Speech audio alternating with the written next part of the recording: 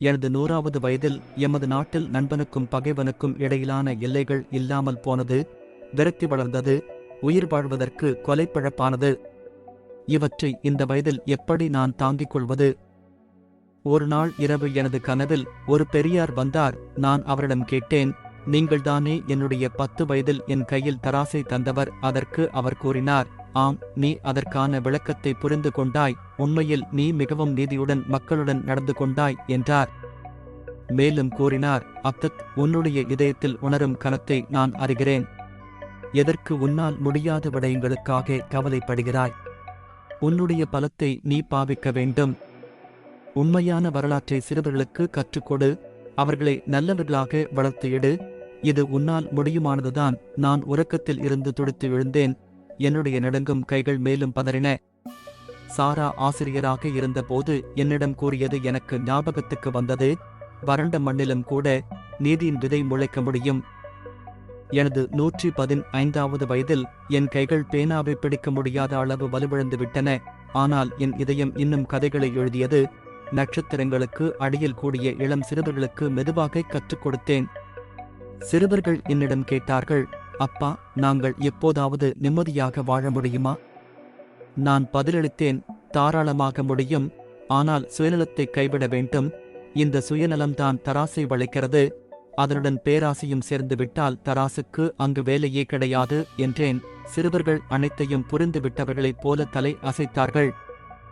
எனது 120ஆம் வயதில் நான் அடிவானத்தை நோக்கி பார்த்தபோது சூரியன் ஒரு தட்டு போல காட்சி தந்தது. அந்த நேரத்தில் சாரா எனக்கு ஞாபகத்துக்கு வந்தாள். அவள் ஒரு வேற மங்கை என்று எனக்குள் நானே கூறிக்கொண்டேன். எனது 121வது வயதில் நான் வருடங்களை எண்ணுவதை நிறுத்தினேன். நான் வருடங்களை எண்ணுவதில் சோர்வடைந்திருந்தேன். ஒரு காலத்தில் நான் கற்றுக் கொடுத்த குழந்தைகள் இப்போது தங்களுக்கே வழிகாட்டிகளாக வளர்ந்திருந்தார்கள். சிலர் விவசாயிகளானார்கள், வறண்ட பூமியின் இதயங்களை உழுதார்கள். சிலர் சிந்தனையாளர்களாக மாறினார்கள், அதிகாரத்தின் மாயை உடைத்தார்கள்.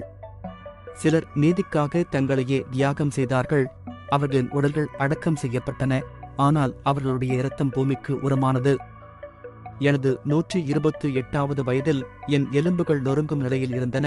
பிறர் தவறவிடும் வடிவங்களை நான் தெளிவாக கண்டேன். அவர்களை விட நான் அறிவாளி என்பதால் அல்ல, மாறாக நீதியை அளவாக கொண்டு விடயங்களை பார்த்ததால். அதிகாரத்தில் இருப்பவர்கள் இன்னமும் அதை குற்றங்களை திரும்பத் திரும்பச் செய்வதைக் கண்டேன். அவர்கள் சக்தி வாய்ந்தவர்கள் என்பதால் அல்ல, அவர்கள் அந்த சுழற்சியை உடைக்க பயந்ததால்தான். இந்த சுழற்சிகளை மக்கள் ஏன் நேரடியாக பார்ப்பதில்லை என என்னையே நான் நொந்து கொண்டேன். சாரா ஒரு காலத்தில் குழந்தைகளுக்கு நட்சத்திரங்களை பற்றி கற்றுக் கொடுத்த அதே மூங்கில் மரத்தடியில் நான் அமர்ந்திருந்தேன். சிறுவர்கள் என்னருகில் அமர்ந்து இருந்தார்கள்.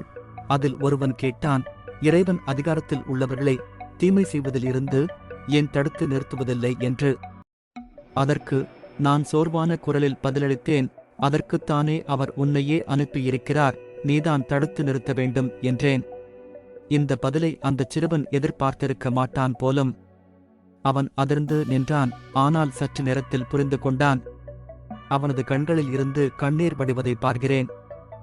மகா என்ற ஒரு சிறுமி என்னிடம் வந்து சொன்னாள், நீங்கள் நமக்குச் சொன்ன ஒவ்வொரு கதையையும் நான் எழுதி வைத்திருக்கிறேன். நாங்கள் அதை மக்களிடம் பரப்புவோம் என்றாள். நான் கண்ணீர் விட்டு அழுதேன். அவளுக்குள் நான் சாராவை பார்த்தேன். எனது 130வது வயதில் என் கால்கள் என்னை தாங்கவில்லை. என்னால் பிடிப்பு இல்லாமல் நடக்கவே முடியவில்லை. ஆனாலும் எனது மனம் ஒளியை விட வேகமாக பயணித்தது. நான் பார்த்த அனுபவங்கள், எனது நினைவுகள் அனைத்தும் ஒவ்வொரு நொடியும் என்னுள் மோதிக்கொண்டன. எனது இறுதி காலத்தில் இளைஞர்கள் என்னை ஷேக் அல் மீசான் என்று அழைத்தார்கள். இதற்கு அளவு கோலின் முனிவர் என்று அர்த்தம். அவர்கள் என்னிடம் கடைசியாக ஒரு கேள்வியை கேட்டார்கள், உங்கள் வாழ்வின் இறுதி சாரமான வார்த்தை என்ன? இந்த கேள்விக்கு என்னிடம் எஞ்சியிருந்த அனைத்து பலத்தையும் உபயோகித்து நான் பதிலளித்தேன். உண்மையில் நீதியாளர்கள் யார் என்றால், எந்த சந்தர்ப்பத்திலும் அளவு கோலை தனக்கு தேவையான முறையில் வளைக்காமல் இருப்பவர்கள்தான். இது நினைக்கும் அளவு இலகுவான காரியம் அல்ல. ஒரு மனிதன் தனது முழு ஆற்றலையும் முழு வளத்தையும் முழு செல்வத்தையும் இதற்காக செலவழிக்க வேண்டியிருக்கும். சில சமயம் உலகத்தையே பகைத்துக் கொள்ள வேண்டி வரும். சுயநலத்தை கொன்று உழைக்காமல் நீதியை நிலைநாட்டுவது என்பது மிகப்பெரிய ஒரு பொய்யாகும் என்றேன். இதனை அவர்கள் அனைவரும் நன்கு புரிந்து கொள்வார்கள் என்று நான் நம்புகிறேன். அவர்கள் புரிந்து கொண்டால் அவர்களின் எதிர்காலம் நன்றாக இருக்கும். அன்று நான் சொன்ன அந்த பதில்தான் எனது வாழ்க்கையில் நான் பேசிய கடைசி வார்த்தைகள். அதற்கு அர்த்தம் நான் பேச விரும்பவில்லை என்பதல்ல, மாறாக என்னால் பேச முடியவில்லை. ஆம், நான் இறப்பதற்கு முன்பே எனது நாவு இறந்துவிட்டது. எனது 139வது வயதில் வானம் எனக்கு வித்தியாசமாகத் தோன்றியது. நட்சத்திரங்கள் இடம் மாறியிருந்ததை என்னால் உணர முடிந்தது. ஒரு காலத்தில் நம்மை நசுக்கிய அரசு சரிந்து விழுந்து இருந்தது. அந்த அதிகார மையங்களின் கட்டிடங்கள் இன்னமும் இருந்தன, ஆனால் அதன் ஆன்மா அழுகிப் போயிருந்தது. மனிதர்கள் தனது ஆளுகையை நிரூபிக்க உயரமான கோபுரங்களை கட்டுவதை பார்த்தேன், ஆனால் தன்னுள் அதல பாதாளத்தில் வீழ்ந்து கிடப்பதை அவர்கள் உணரவில்லை. இன்னமும் சில குழந்தைகள் தங்கள் பைகளில் நீதிக்கான விதைகளை சுமந்து சென்றனர். அவை ஒரு நாள் அழகான விருட்சகம் ஆகும் என்று நம்புகிறேன். எனது 140வது வயது ஆரம்பமாகும் இரவின் உறக்கத்தில் ஒரு கனவு கண்டேன். ஆம், அதே பெரியார்தான். அவர் என்னிடம் கூறினார், நாளையில் இருந்து நீ எமது விருந்தாளி என்றார்.